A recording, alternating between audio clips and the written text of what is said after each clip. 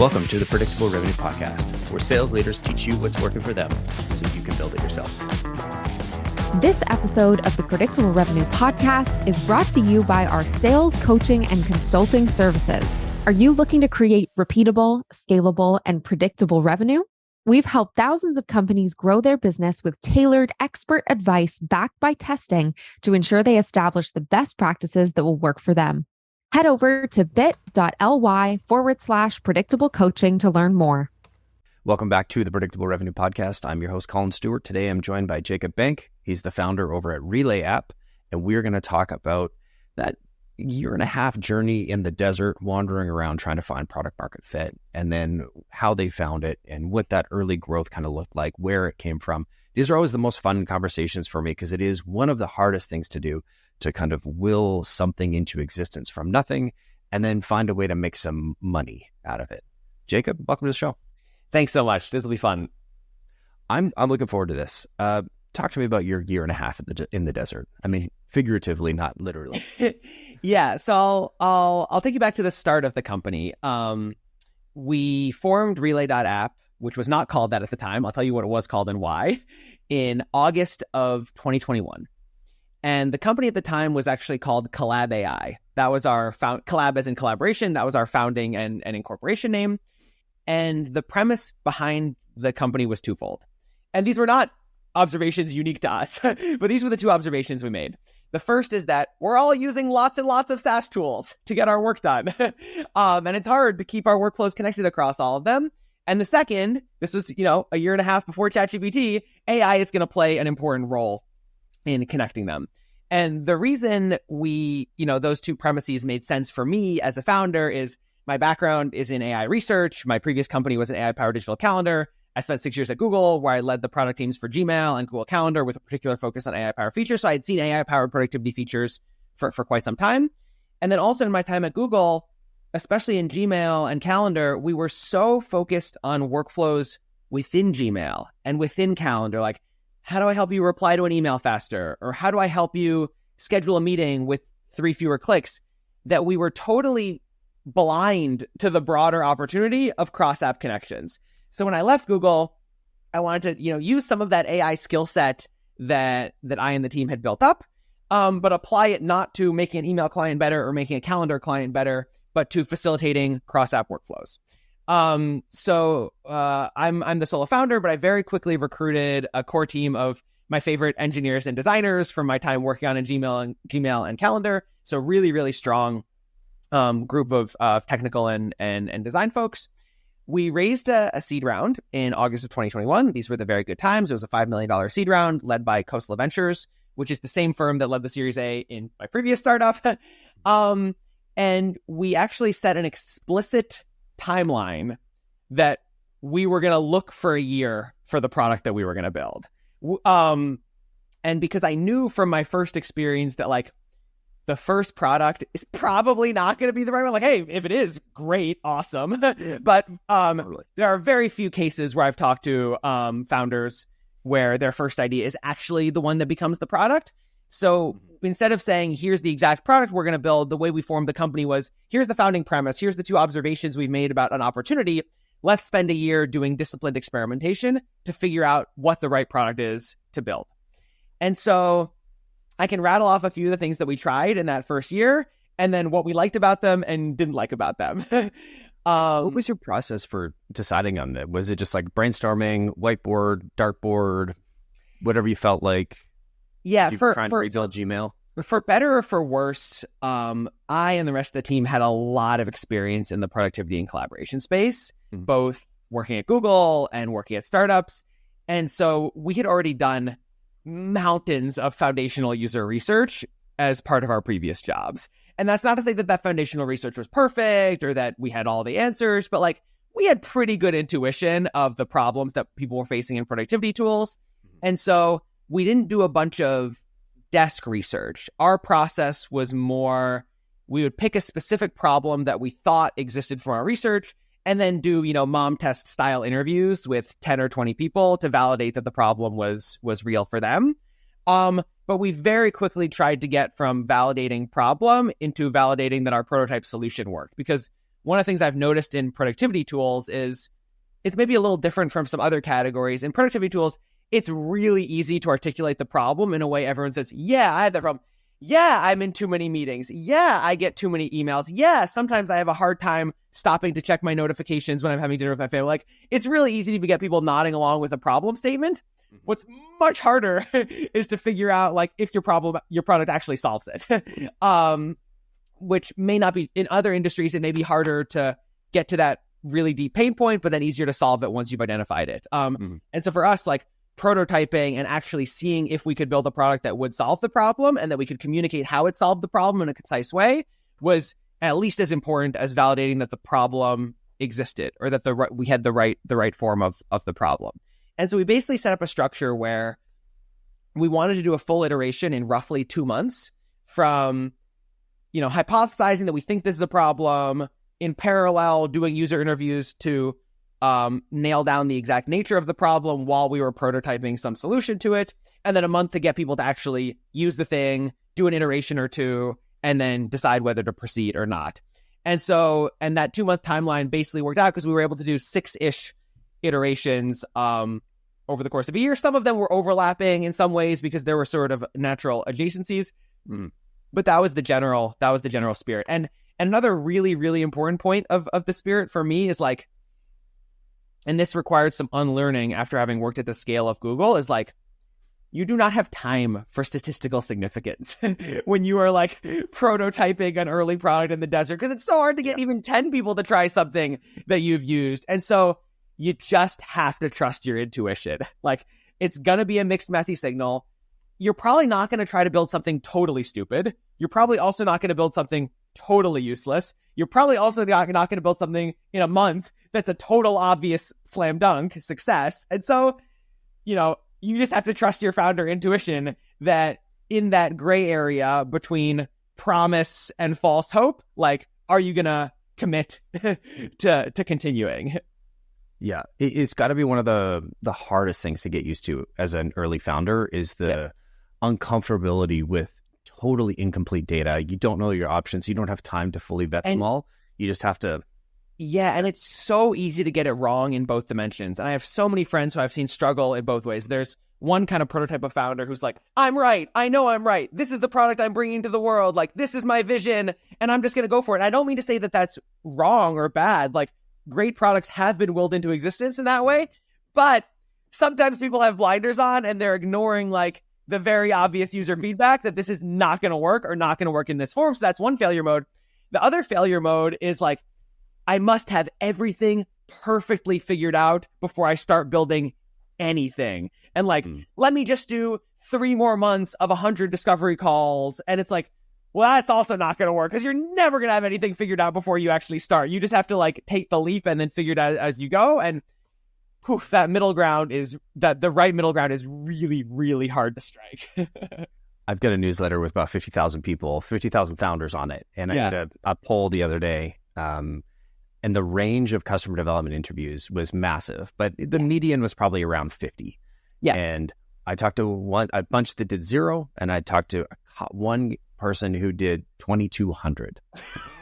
And it was a mix of polls and surveys and in person, but it was more like in person and work than I thought. I was like, dang, that's actually really cool data because 50 actually feels kind of right to me. Yeah. It may be, and the way I'm seeing that 50 is like probably 50 for one very specific problem or very specific idea is maybe more than you need. But usually like you start with 10 in sort of a general space, then you refine down and then you shift here and you shift there. And then by the end of that journey of 50, you've gotten to something you're pretty confident about. Totally. I find I always start wide, especially if you don't have a network of specifically the people you want to reach. Like if you're going into, and so the first interviews, you're like, this is not the right person. Right. You're going super, super wide, but that kind of serendipity can be. And it still teaches you something for sure. Exactly. And then it tends to get a little bit better as you get referrals to like, hey, can you give me a referral to this person? Do you know anybody that's, struggling with this? And I hate to plug the mom test again, but it was actually a book that was really, really key for me in getting more out of those interviews because before I read that book, and the premise of the book is basically you need to ask questions in a way that will elicit people's true feelings. The name the mom test always sort of rubs me the wrong way because it kind of feeds into this meme that like moms are dumb, which is totally not true. But the spirit is your mom loves you and your mom is going to say nice things about you. And so if you want to get good feedback from your mom, you need to ask it in such a way that will elicit the true feelings. And so I, like every other founder, the first time I would say, hey, Colin, I've got this amazing idea. It's going to totally solve your problem. Here's a mock of it. How excited are you to use it? I'm exaggerating a little bit, but like I wasn't honestly too far off from that. And of course, a friendly person, whether it's your mom or someone else, is going to say like, yeah, I really like your idea. Like, let me know when I can try it. I'm so excited. Whereas, the mom test methodology is instead of leading with your idea or leading the problem, it's classic, customer discovery. Like, Colin, like, tell me about all the things you do in a typical day. Oh, that's interesting. You spend a lot of time doing that. Do you like spending time doing that? Do you not like spending time doing that? Oh, you don't like spending time doing that. Have you tried to ever look for a tool or some different way of doing things? Oh, where did you look? What did you find? And that, that process will lead way better information on whether you're solving a real problem. And so, yeah, I highly recommend everyone read that book. It's super short. It was really transformational for me. And I think when I read it, like basically like 2 iterations into this sprint, we got way better at assessing whether a product idea was actually going to work. Love it. And you did 6 different iterations. Yep. You started off in HR and you've ended up somewhere else. So we actually, HR was sort of like in the late middle. So let me just quickly walk you through the iterations. The very first thing we built was an automated to-do list that looked across all your tools and tried to identify things that you'd forgotten. So you would connect your Slack, your Figma, your GitHub, your Google Docs, your Gmail, your Calendly, whatever tools you use.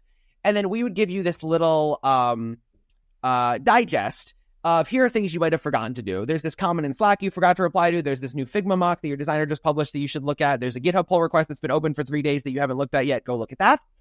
And by the way, I still think some of these ideas are good. The problem we had with that idea was it was really, really hard to communicate the value, and it took too long to see the value. So our pitch to users was basically like, hey, Colin, give me access to all of your most sensitive internal tools. And then someday I may do something useful for you, but I can't actually really predict when I will give you that value or what exactly that value will look like. And so that was and we just had like, we actually got some users who liked it, including ourselves. Like, we could just tell like the friction in communicating it and getting it out there was way too high. Like that was a product feature that was a product concept that was way better suited to an existing incumbent that already had the data access and the user relationship. Or if you took that a lot more niche and said for a very specific vertical. Exactly. I could have said like, if you are, an outbound SDR and people have replied to this sequence in this way, you should do this. Like maybe we could have done that better. But like our mindset was always in this very horizontal realm at the time. So we did not niche down at that time. Fair enough. The second thing we tried was a stand-up tool. And so we had looked at this sort of like digest idea of like things that you needed to do. And we're like, what are people already doing today where they kind of like summarize all the things that they're doing across their tools and they bring it to other people's attention. And there's this ritual that many teams have of a daily stand-up or a bi-weekly stand-up, and sometimes it's async and sometimes it's sync. And this was in the heart of the pandemic, so everyone had moved from like, the traditional stand-up where you're all standing around your desks to something like an async stand-up in Slack. And so we built a tool called Smart Stand-Up that would basically automatically write your stand-up update for you. Yeah. And it would say, you wrote these emails, you wrote these documents, you made these mocks, and then you could edit it. YouTube for 30 minutes. Yeah. You could, of course, edit it and curate it before you send it out to your team. And that one we actually launched on Product Hunt. We got a few teams using it and really loving it. And again, I think it was a good product and a good idea. Actually, for some of the members of our team, it was like the favorite thing they worked on in that period. Mm-hmm. But again, it just felt like I couldn't clearly enough communicate the value of it. I couldn't easily see like how I would get it to a team. It kind of reminded me of some of the challenges I'd had distributing previous, spinach type time management assistive tools where it's like, is it really solving a burning pain point for people that they have to write their own stand-up update? Yeah. It was much more of a vitamin than a painkiller to use that lingo. And so then after Smart Stand-Up, we built, and I'm skipping a few that totally didn't work. We built a contextual knowledge base where we found, okay, so stand up, it has the nice property that it has this habit that people do every day, but it's really narrow. You have to work in a super specific way. It's not a process that many people care about or think is important. You're not going to interact with it very much. But then we ran into this other problem where people were looking for information in an asynchronous, knowledge base, like in their Notion workspace or Confluence or whatever. And everyone who's worked at a large company knows that stuff is always stale. Like, you can never actually find real answers. And so we thought, like, well, what if we could make this knowledge base more contextually relevant and live updating? So let's say you were navigating to a page that I had written 3 years ago. It would say, Jacob wrote this page. It was 3 years ago. He hasn't touched it since. It's probably out of date, but here are 3 more recent pages that have kind of some content overlap that you may want to check out. And by the way, Jacob still works at the company, so you can just ping him on Slack and ask him your question directly. And so we launched that. And again, we had the classic horizontal productivity tool problem of like, how do you get someone to install it? How do you communicate the value quickly enough? And that's when we found, Confluence. Yeah. And that's when we found, like, okay, let's find one specific use case where people need a specific set of knowledge, presented to them in a curated way. And that's when we stumbled across new employee onboarding. And this is funny. It was at the time when everyone was hiring like crazy. So and everyone was trying to ramp up their teams in a fully remote environment, and new hires had no idea what to do. And it was a big pain point at the time.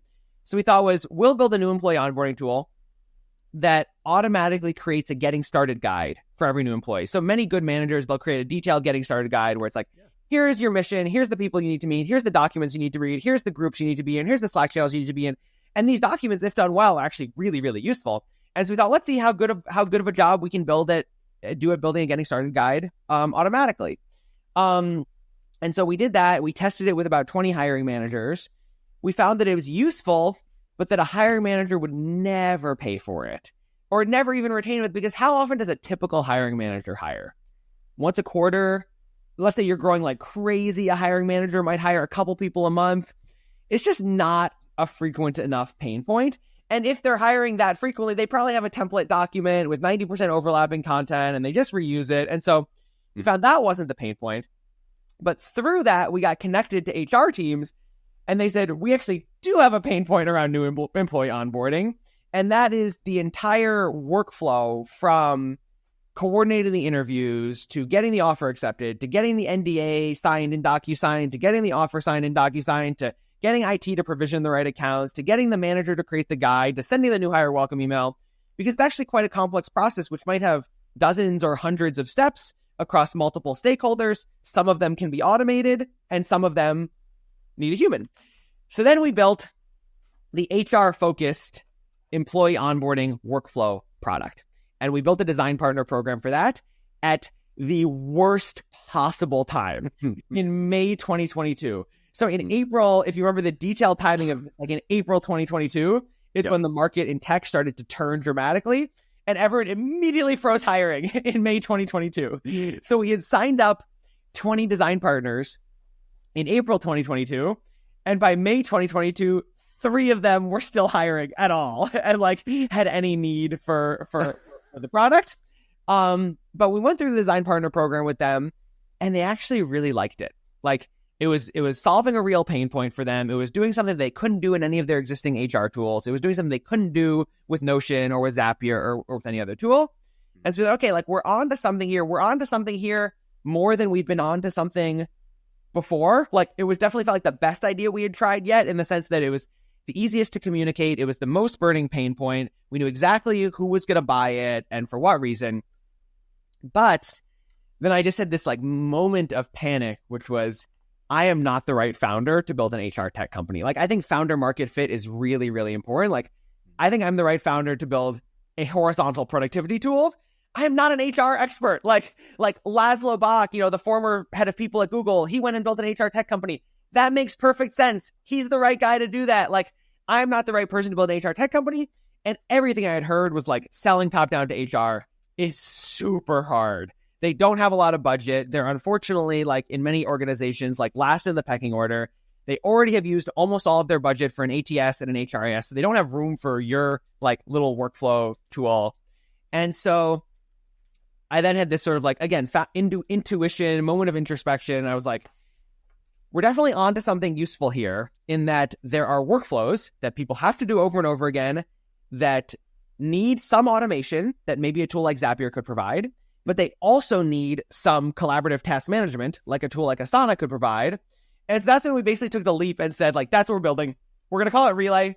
And then we eventually called it Relay.App to disambiguate from other relays. But the idea was it's a relay race where like the computer does some stuff, the human does some stuff, another human does some stuff, another computer does some stuff. And we thought there are going to be way more use cases than just HR onboarding that have that structure. So we announced the company Relay.App in October 2022. We still had our like 3 design partners at the time, but we opened up a wait list at that point with this sort of more general message of automate your repeated workflows, but also keep a human in the loop for collaboration. Our messaging wasn't really clear. We were like, hey, we're creating this new category of repeated workflows that are part manual, part automatic. We're halfway between Zapier, Asana. We're going to create a new category. And so we gathered waitlist signups, and then we started our beta in January of 2023. And in the beta, we basically had learning goals along a few dimensions. One, we wanted to learn on the spectrum between an automation tool like Zapier and a collaborative work management tool like Asana. Like, where are we on that spectrum? Are we a new category squarely in the middle, which is what we thought? Are we like this? Are we like Asana, but with more automation? Are we like Zapier, but with more human in the loop collaboration? We wanted to figure out what are the right functions that have these repeated workflows and what are their right exact use cases. We wanted to figure out, is this product better suited towards top-down sales or bottom-up kind of self-serve adoption? How are we going to reach our target customers, both in terms of like what type of company are they at, what type of job title they have, but also what is their profile in terms of like tool usage and general like tech savviness and interest in automation. And so we tried to figure all those things out in the beta. And so our original hypothesis was like the 2 functions we thought were best suited to this class of tool were HR and customer success, because they both have a lot of operationally heavy processes that have both humans in the loop and automations. And so we tried to basically sell departmentally this beta product to HR teams and customer success teams. And that's when we closed our first couple of sales in the first half of 2023. Like we, had 3 HR teams buy the product in February and March. Then we had a couple customer success teams buy the product in April and May. But I could just tell it wasn't right. There was too much friction.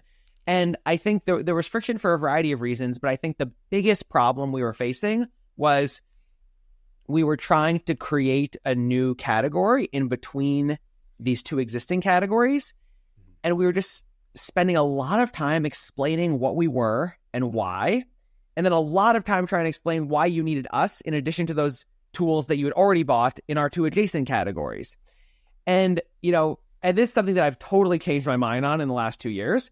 When I first started Relay.App, I was terrified of competition. I was like, oh, competition, so hard. How could you go after a market leader that already has such an incumbent advantage in terms of features and brand recognition and customer base? Like, we need to find a new greenfield opportunity and vision that no one has ever thought of before. And this period of our beta, January to June, like 2023, totally changed my perspective on that, where I would way rather work in a known category with a known problem and a known like target audience and just explain, well, here's why I'm different from that product you're using. And if this difference resonates with you, then you should buy us. If this difference doesn't resonate with you, then yeah, of course, like stick with what you're doing. It's way easier to explain why you're different than something else in a known category than to explain like, what are you and what do you do in the first place? So in July of 2023, we had at that point, I want to say like 7 paying customers that we had like scrapped for tooth and nail over the course of 6 months. Where did they come from? They came from mostly my personal network. Okay. And then sometimes my personal network facilitated by investor introductions. So usually like when we were doing HR and customer success, I would usually go to someone I knew at a company And I typically didn't know the HR customer success person, but I know someone at basically every company in some role. And especially HR was super easy because I was like, hey, did you recently go through new employee onboarding? Like, what was that like? Who ran that? And then they would introduce me directly to the person who ran new employee onboarding. Again, timing was bad there because there was not a lot of hiring going on. And then same thing with customer success. I would say, hey, just introduce me to whoever runs customer success. I'd love to meet them for 30 minutes. And so it was all, like warm networks. And I was thinking like, man, if I can't convert more than 7 in 6 months off of my warm network, like something is really wrong here, because like there's no way I can then scale that to cold outbound or something. Because these people in my warm network, like, they actually did have the problem to some degree. We didn't have the right solution. We weren't packaging it the right way. We weren't selling it in the right way. Like something was wrong. Yeah. And you can kind of tell that funnel, that like customer development or early sales funnel is just feels very weak. You tell people about it, they're like, yeah, okay. And then they look at it and they're not buying it. It was going to be hard, so I didn't want to give up too early, because I'm sure we've both talked to founders that are like, I tried to sell my product to 3 people and no one bought it. I need to pivot. It's like, well, no, you need to try way harder than that. But like, 100%. I probably talked to 100 HR leaders and 100 customer success leaders, and I was getting a lot of first meetings, and I talked to some people I trust who have done sales before, and they're like, yeah, you're getting first meetings, like, but they're not converting. So something is wrong. Like you're getting first meetings with the right people and they're not converting. So something is wrong about your messaging or your product or their positioning or the product. There's like something is wrong. And it's not the number of meetings. It's below. It's the next step. Exactly. And where exactly it was not totally clear, because it was a combination of all of those other things. But like I felt like I had tried hard enough to know that it wasn't just me being lazy. Like this was not working. And so in July, we decided a few big things. And again, largely based on intuition, but also informed by these 200 customer conversations I had over the course of the last 6 months. And we decided we're building an automation tool. We're going to compete directly with Zapier. The way we're going to differentiate from Zapier is that we provide human-in-the-loop collaboration for workflows that can't be fully automated. And as soon as we made that decision, it just clarified everything for us. It made it much clearer how to position ourselves. It made it much clearer what audience we were targeting. It made it much clearer which go-to-market motions made sense for us, because like direct departmental sales and cold emailing weren't the right place to start. We'll get there eventually, but they're not the right place to start. The right place, the reason people discover Relay.App today and the reason people discover it as Zapier is they're like, I'm looking to connect Apollo and Pipedrive. Like I have this problem. Like I create all these contacts in Apollo and I need to get them into Pipedrive. Like, how do I do that? And people go to Google and they type in like how to add new Pipedrive contact for new Apollo contact. And they almost, for any query like that you write, you get a Zapier page number 1. And now increasingly you'll get a Relay.App page in the top 5 as well. But it also meant like we knew which tools our users would have the highest affinity for. We knew what kind of roles and job titles they tended to be in. We knew what their sort of psychographic profile was. It made everything way, way, way easier. And so we decided like, we're building an automation tool. It's a Zapier competitor. Our differentiation is human in the loop. We're going to go after it in a bottom-up manner where we catch people in their moment of need, where they're looking for an automation tool. We sign them to a totally self-serve experience, and then we go from there. And so we basically rebuilt that product from July 2023 to October 2023. We ripped out a bunch of the complex functionality we had built for these multi-party Asana-like collaborative to-do lists that we didn't need anymore in that new, narrower, automation-focused vision of the product. Mm-hmm. We launched in October on Product Hunt and with a TechCrunch article. We didn't even have a paywall at the time. We had a pricing page, but we didn't have a paywall. We were just like, hey, if anyone hits the paywall, we'll just send them an email and send them a Stripe link and ask them to pay. And so, then we did start to get it. Again, it's like you can tell that it's working. Like we started to see, activation numbers that looked good, like 20-ish%. We started to see conversion to paid numbers that looked pretty good, like 10% of signups converting to paid in the freemium model. And again, we were like emailing the paywall link saying, hey, please pay us some money. But we could we were still very integration poor at the time. We only had like 40 integrations. Now we have 100. And so we were still hustling for every customer at that point, because pretty much every customer that came in we needed to do something to activate them. We needed to build some Zapier table stakes feature. We needed to fix some bug. We needed to add a new integration. So we were still doing a lot of like hands-on customer support. Like I can still name those first 100 users, like literally by name, like what tools they're using and what we had to build for them. And like, you have a very special relationship with your early users because they took a big bet on you. And so you feel a lot of responsibility to them. And then at the very end of the year, like approaching the Christmas kind of holiday season, things started to work actually self-serve. And so we built an in-product paywall. We turned it on Christmas Day. We got our first couple paid conversions like in the Christmas week. And we're like, okay, if we're all coming back from Christmas vacation with more paying customers than we left with, like that's a good sign. Like there's an engine here that's sort of working and that we're onto something. And so then in January, we decided way too late to start doing some marketing and growth marketing experiments in earnest. And we can talk more about like what channels we experimented with, why, and what we've learned over the past now 3 months. Yeah. You're doing my job for me. This is great. That was the next question I was going to lead us into, which is like, it's one thing to go and kind of iterate through a bunch of different ideas. And I love the iterative approach and the fact that you planned out that, hey, we're just going to do each iteration for 2 months and see where we get to. It becomes pretty clear when you've had 100 conversations and zero progress that, when everybody is saying you're smart, this is a really smart idea. It's when I read Never Split the Difference, something clicked for me. It was like, you're right. The difference between you're right and that's right. Is tremendous. And I was thinking back to all my customer development interviews. The first time I did it was, you're right. You're right. You're right. You're very smart. Oh, that's a very good idea. Not like, that's right. I agree with you. I would like to buy this. And when I built this thing that they said was a really smart idea and I came back and asked for money, they're like, no.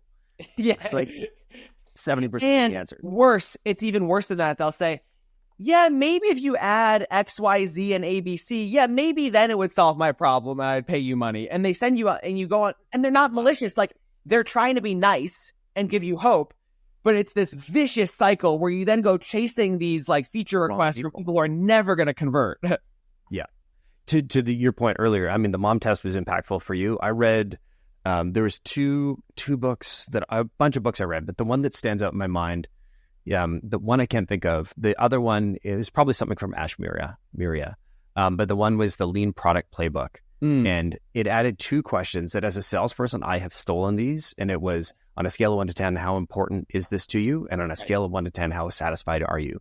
And that enables you to quantify the size of the opportunity. Because when I looked back to what I was working on before with the first company, Voltage, it was a CRM company and everybody thought it was interesting, and the things that we were trying to do and the problems we were trying to solve absolutely existed, but everybody was super satisfied with Salesforce. It was 2012. It was a stupid idea to try to build a CRM.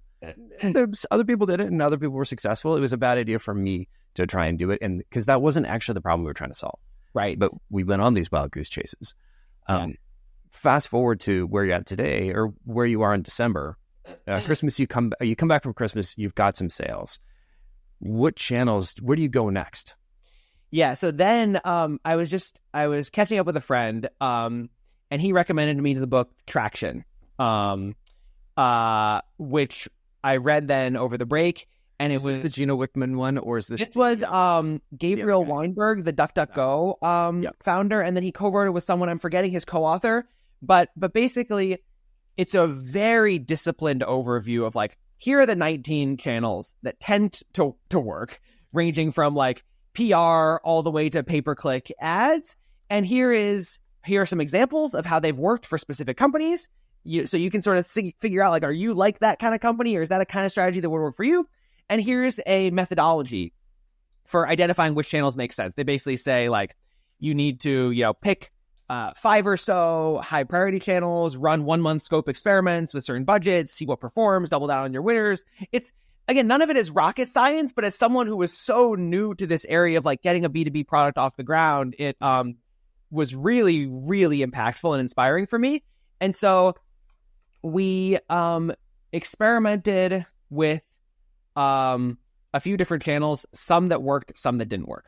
So the first thing that we tried was, because the one lesson is always like, well, just like see what your competitors have done. And like, it probably won't work for you exactly in the way that worked for them, but there's probably some riff on it that will work for you because it signals that there is some kind of channel fit with your target audience. And so we built, the first thing we tried was programmatic SEO optimized pages to catch these users who are looking for specific tool connections.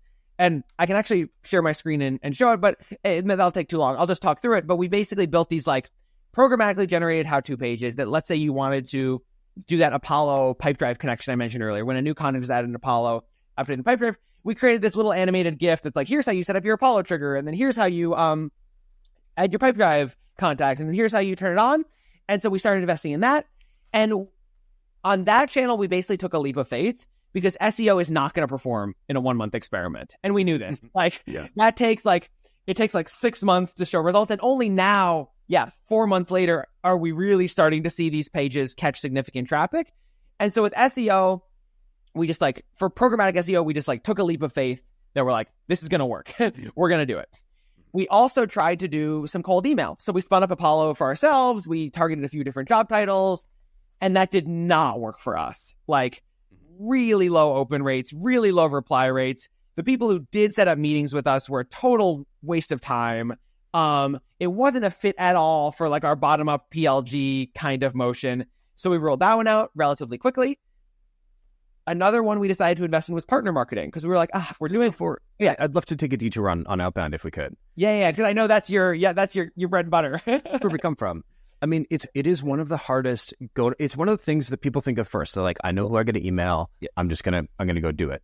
It's one of the hardest ones because it requires not only to build the right list, to write the right messaging, you need the technical delivery infrastructure, and then you need somebody to run it and do it consistently. And there's so many variables in between all of those major steps that make it really easy to send the wrong email to the wrong person.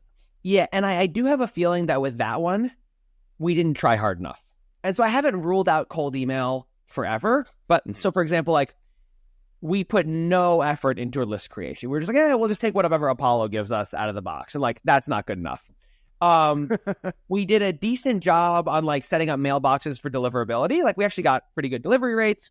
We did a decent job of iterating on the copy, but like we didn't have the collateral that we would have now. So for that now, for example, we have like several amazing reference customers. Like we have the HR team at Ramp, the partner management team at Pigment, the customer success team at Skyflow, and we're hopefully going to get case studies of each of those.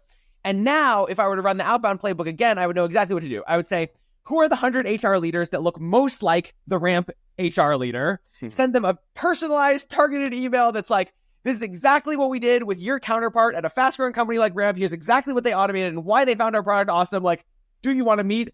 And I think we would have better results for everything you mentioned. Better targeting, better message, better collateral, better next step. And so I think we will come back to that in the future, but like we just didn't have the sophistication or we didn't put the effort in required to do that right in January.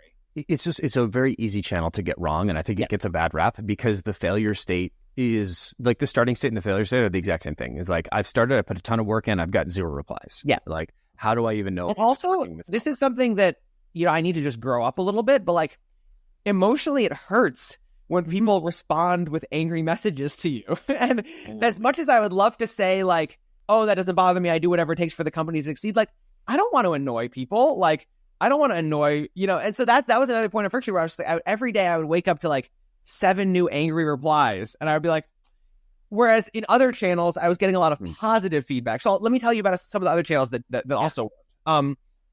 We also experimented with finding users in their moment of need on existing communities and forums. Reddit loomed large here for us, but then also there are product-specific forums for each of our integration partners. Like Pipedrive has a forum, HubSpot has a forum, Webflow has a forum, Airtable has a forum, and we would go engage with people who were asking questions that were relevant, and we would try to be genuinely helpful. And that worked really well, but it's not scalable at all because it's like a lot of effort to get into these communities. I can tell you about how we're thinking about scaling that channel. And so that worked really well to get, tens of customers in, but we had a hard time. Like it just became not worth my personal time to like go spend time on all these forums. And so that one was like a good one in the super early days, but we now need to move to the next level of scaling it. Another channel that has maybe been our most successful channel, I'll give you the numbers breakdown in a second, was partner marketing. We're like, if we're going to do all this painful work to integrate with every tool on the planet, we should at least get some go-to-market value out of it. And so we get listed on their integration page. We do some joint social promotion. We do a joint blog post. We do a joint webinar, like whatever activities make sense based on their size and their level of interest in us. And that has led to like a steady, slow, a kind of a steady growth in acquisition from that. Can we sidebar on that for a sec? Because I feel like this is a dangerous comment to just let hang. Yeah. I think one of the biggest potential killers for startups in the go-to-market step is partners and partnerships. This is what you have is very different than a standard air quotes partnership. Right. You have built a technical integration into this company's tool. They have a vested interest in. Exactly. This is not just like, let's shake hands and spam each other's newsletters once. This is, let's say we just launched a partnership with Paddle. Paddle is a payment provider that's kind of an alternative to Stripe, especially valuable if you're selling internationally because they handle all of your taxes in every country. They bought Profitwell. We've had Patrick Campbell. Yeah, exactly. They just bought Profitwell. And so we're Paddle customers and I guess by extension Profitwell. And because we had this problem ourselves, and so we realized, oh shoot, like we need to build a bunch of automations. We want to be notified when we have a new subscriber, when a subscriber changes plans, when a subscriber churns, because we want to set up workflows based on those, whether it's an internal Slack message or an email to the customer, or we update our CRM, or we update a support ticket or whatever. We want to do some automations. And so we built a native integration for ourselves. And then we thought, oh, wow, this will probably be useful to a lot of other Paddle customers. And so we mentioned it to our Paddle, the person who had sold us Paddle, and we said, hey, we could be relevant to your customers. And they then got really excited about it. So they did a case study with us. They promoted a bunch of our content. All their sales reps have been, posting about us on LinkedIn because we are genuinely valuable to their customers. And so make more money. There is a path for what you do helps Paddle retain customers, helps them acquire customers. It solves a problem for customers. Exactly. And luckily with every integration partner we work with, we have some argument of why we're good for them. Another partner that has promoted us is Lever, the applicant tracking system, because they don't have integrations with every meeting scheduling tool and every communication tool and every internal bug tracking tool. And this comes up in their sales process a lot where people are like, oh, well, do you have an integration with Asana? And they're like, shoot, we don't have an integration with Asana. And now they can say, well, if you use Relay.App, like that'll connect your Lever applicant tracking system with your Asana onboarding board or whatever is relevant. So partner marketing, I think the way we think about partner marketing is there's some like perfunctory stuff that we want to do with everyone. Like we want to get listed on their integration page no matter who they are. We want to be in their marketplace no matter who they are. We want to do some joint social no matter who they are. But then we think carefully about like what percentage of their customers would really benefit from our solution and how unique are we relative to the other options they should consider. And so Paddle was a good one where, for example, like I really think 100% of Paddle customers should be using Relay.App to set up automations. Like you need to set up automations on top of your payment and finance tool. And our two major competitors, Zapier and Make, don't have Paddle integrations. And so that's an obvious one that's like, we need to focus on that like crazy because we're such a good fit for all of their customers and they don't have a great alternative.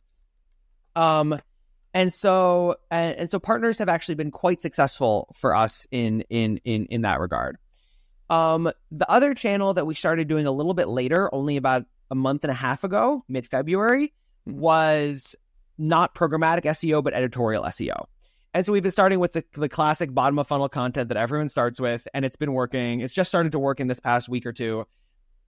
Anyone who's searching for Zapier alternatives or Zapier pricing or Make alternatives or this problem in Make or 10 best workflow automation tools or how to automate on top of Gmail or how to automate on top of Notion. We've just started to create our content library for all of those and that has started to work. And we've also just started to do a little bit of work on YouTube to publish basically tutorial videos. And so where we're at today is our breakdown of new signups, and we're only 3 months into this like experimentation journey. And the way we're doing attribution is we just ask people in onboarding how they heard about us. We're not trying to do any fancy like first touch, last touch, multi-touch, whatever. We're just ask people. 50% of people say word of mouth. Another 25% say they found us through search. And that kind of matches up to what we're seeing in the search console between our programmatic pages and our blog pages. Another 15% say they found us through partners.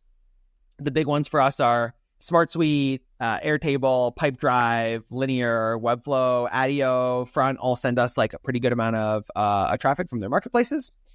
And then the remaining 10% long tail is from LinkedIn, Reddit, YouTube, Twitter, mostly. And so all of those channels that we've invested in are working in to some degree. Now the question is, which ones of them do we want to really double down on and scale up, which is the decision we're going through right now. I love that. Thank you for sharing everything. Because it's quite a bit of referral word of mouth, but we're still fairly early here, right? Like I think one of the biggest tests of the strength of product market fit is the amount of referrals and the amount of word of mouth. This is something I've felt personally. Yeah. So we would love, and we've looked at some benchmarks, like we would love for word of mouth to say 50% or above as we grow, because it means we've built a great product.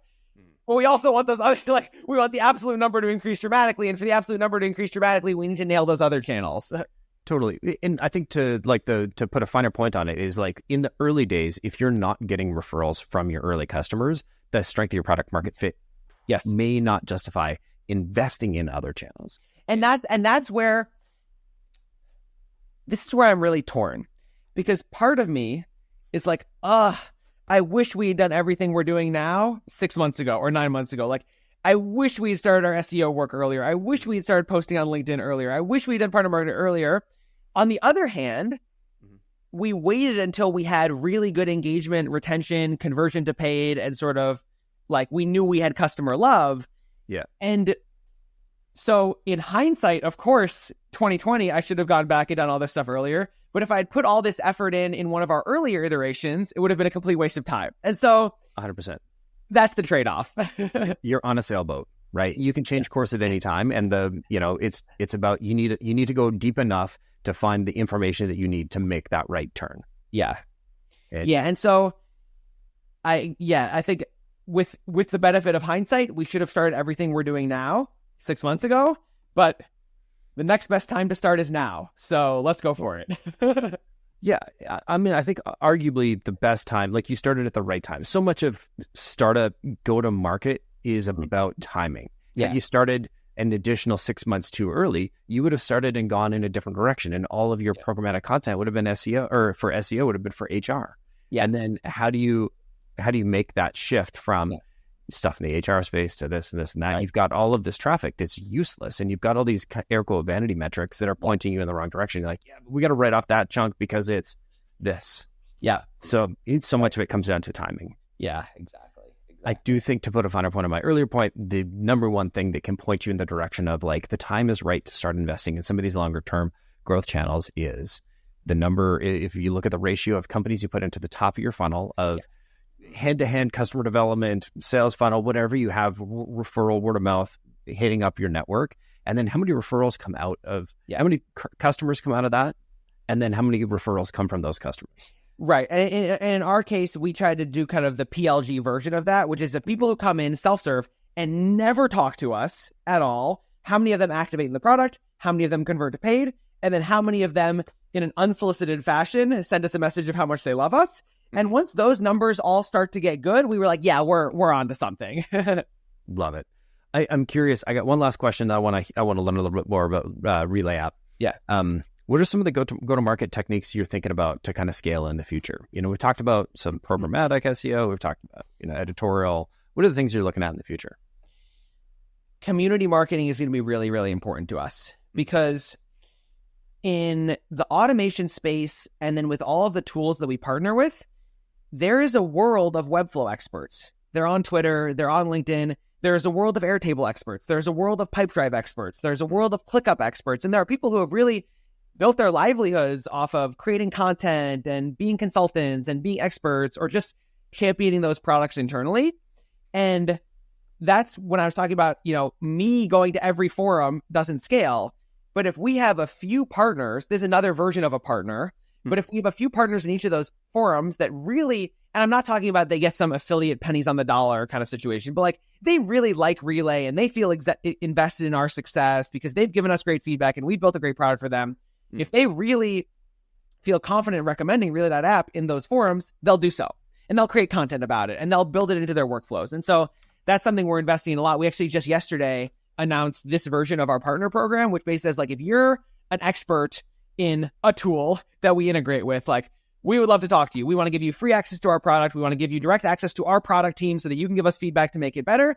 And there's no commitment, no strings attached. All we ask in return is that, like, if we actually make a great product for you, that you use it and talk about it. And so I think that's one that's going to be extremely important for us.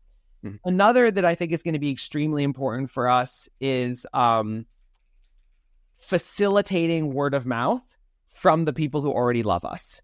And so, for example, like right now, we have 2 reviews on G2. We have like 30 reviews on Product Hunt.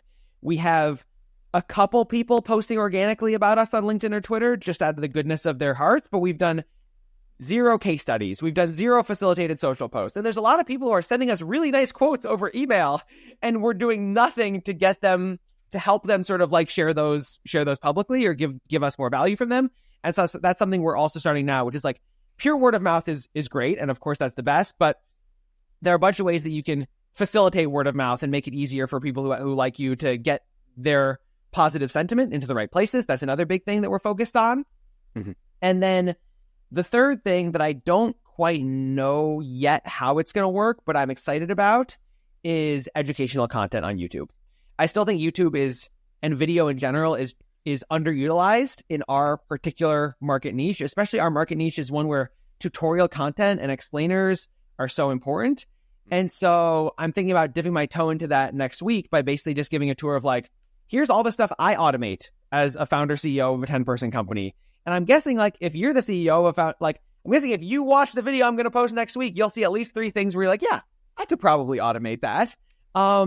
And so, yeah, those are 3 areas that I'm excited about: kind of community marketing, facilitating word of mouth from our advocates, and using video as a medium where we can provide deeper educational and inspirational content about how automation can actually be useful to people. I love that. I'll add one for you to think about. And I think we kind of talked about this in the pre-interview. And that's, I think a customer watch list is super important. Yeah. And if they move, this is something you can set up in a number of tools, but Clay is the one that I would use for it. Yeah. Especially for those first 100 users, even maybe the 1,000 users, once they move to a new company or if somebody takes their role. Yeah. I think that can be such a huge one to say, hey, I see you moved to a new role. And chances are, if they're super strong, they're going to bring you in anyway. Right. But it sort of fits into that like facilitated word of mouth spirit where it's like, if it's super strong, they'll bring you in anyway. But if they're medium strong, you can just do a little bit of nudging to get them over the line.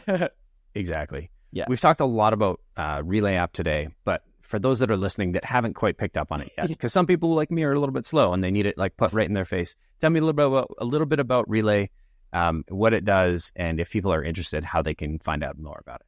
Yeah, so Relay.App is an automation tool that's built for human-in-the-loop workflows. And so much of your audience will probably have heard of Zapier or Make.com, or maybe they've used the automation tools like HubSpot workflows or Salesforce flows that exist within their existing tools. And Relay.App has a very similar kind of top-level spirit. You set up a trigger. I'll go back to this Apollo Pipedrive example, like trigger whenever a contact is added in Apollo, and then you set up an action, which is like, I want to create a new contact in Pipedrive. And then you can add some more advanced, what we call flow control if you want. For example, let's say you want to have a Pipedrive contact with property high priority in some cases, or a Pipedrive contact with priority low in other cases based on some attribute of the Apollo contact, like the employee count or something. And so all of those sort of like those expectations of triggers, actions, and flow control that you know from Zapier or from Make or HubSpot workflows, Relay.App supports all of those. Also, like the other products in our space that are incorporating AI, we have many steps where you can have, instead of a fully automated step that's just a traditional action, you can have an AI action. So many of our customers, for example, are using AI steps to translate unstructured data into structured data. For example, let's say you have a trigger. Whenever I receive a new email with an invoice in it, I want to have an AI step that parses out the vendor name, the due date, and the amount, and I want to write it into my Airtable that's tracking my expenses. And you can also imagine AI steps for summarizing content, for generating personalized emails, for prioritizing bugs automatically, etc. And so Workflow Automation Essentials AI steps, those we do in sort of an equivalent way to Zapier or Make or the other tools I mentioned. I think our UI is really nice, and I think you'll like working with Relay.App. But the real differentiator that we add that none of the other tools I mentioned have is human in the loop.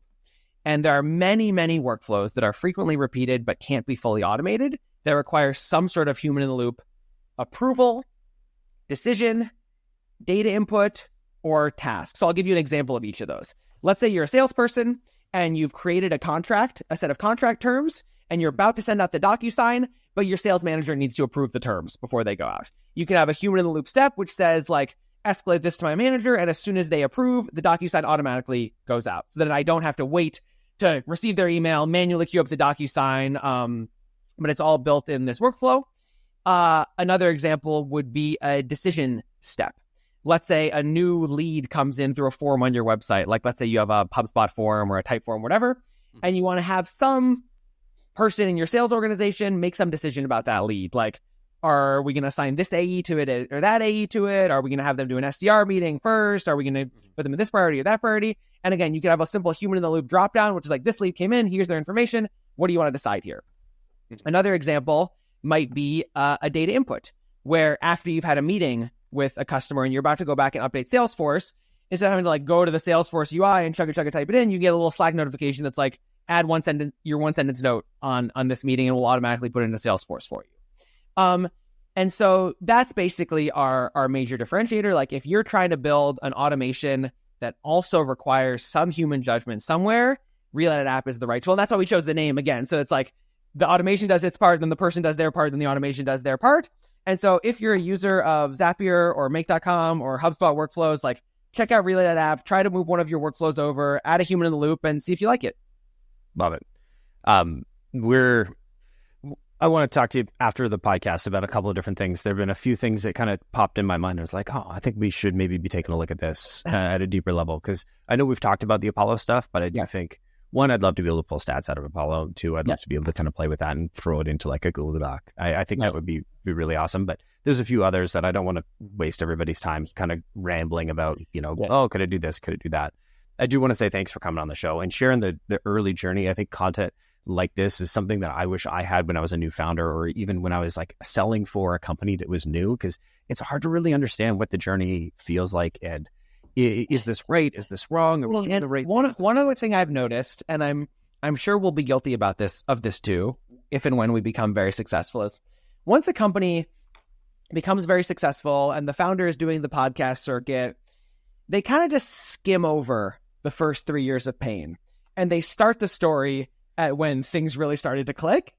Because you don't want to waste everyone's, and I'm not saying they're lying about it, they just don't want to waste everyone's time with all the pivots they tried and all the go-to-market tactics that didn't work, because that's not the purpose of that interview they're doing now. But everyone I know who has reached that level of success also has stories like this of like how they wandered for a year or a year and a half and tried a bunch of things that didn't work. And so yeah, I try to contribute that story as much as possible. Not to say that, I'm some amazing example of doing everything right, but it's important to hear like what people have actually done. Totally. If people are looking to get in touch with you or learn more about Relay.App, where's the best place for them to go? To learn about the product, just go to Relay.App. You can sign up for free and try it out. And to get in touch with me, connect with me on LinkedIn. Feel free to send me a direct message, and I'll engage there. Right on. Jacob, thank you so much for coming. All right, thanks, Colin. That was fun. Right on. Thanks, everybody, for listening. We'll catch y'all next week.